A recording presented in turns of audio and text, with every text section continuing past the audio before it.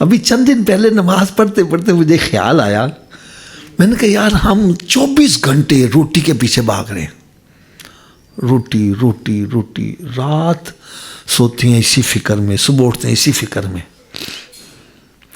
کیوں روٹی کے پیچھے بھاگتے ہیں؟ ہم کہتے ہیں روٹی کھائیں گے سکون ہو جائے گا، روٹی کھائیں گے سکون ہو جائے گا۔ میں نے کہا یار رمضان میں روٹی چھین لی گئی ہے اور پھر سکون آ رہا ہے، روٹی پر پابندی لگ گئی، پیٹ بھوک سے برا حال ہے، لیکن سکون ہے۔ اس سے پتہ چلا روٹی میں سکون نہیں ہے، روٹی سرکار کی غلامی کے اندر ہی سکون ہے جناب۔ آج ہم روٹی کے پیچھے بھاگ رہے ہیں، کوئی کہتا ہے میرے ساتھ کوٹھی آ جائے، کار آ جائے، بنگلہ آ جائے، مجھے سکون مل جائے گا۔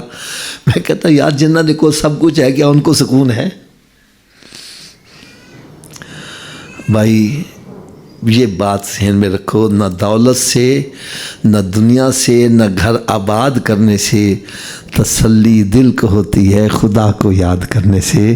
تو خدا را جہاں روٹی کے لیے، کیونکہ یہ ہمارے جسم کی ضروریات ہیں، روٹی کپڑا مکان یہ ہمارے جسم کی ضروریات ہیں، لیکن یہ مقصود نہیں ہے۔ مقصود ہمارا یہ روح کی غذا ہے، جتنی دیر اس کو غذا نہیں دو گے بات نہیں بنے گی۔ میرے آقا صلی اللہ علیہ وسلم نے ایک حدیث قدسیہ کے فرمان خداوندی اور زبان مصطفیٰ سے ادا ہو رہا ہے۔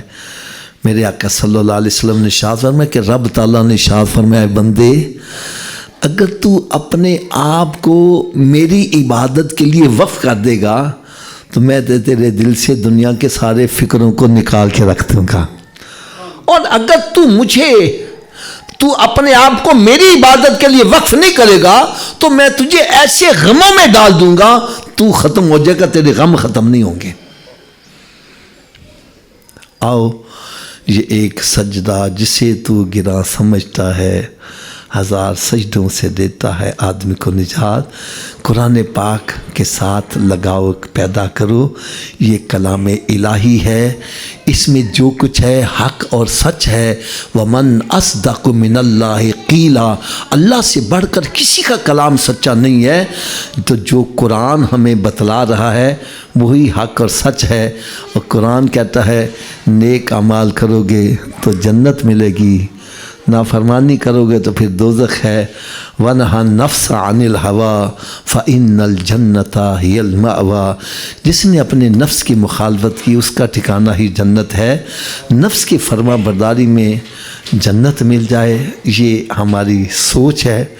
بہرحال اللہ کرے ہمیں سمجھ آ جائے۔ اللہ تعالیٰ مجھے اور آپ سب کو عمل کی توفیق عطا فرمائے۔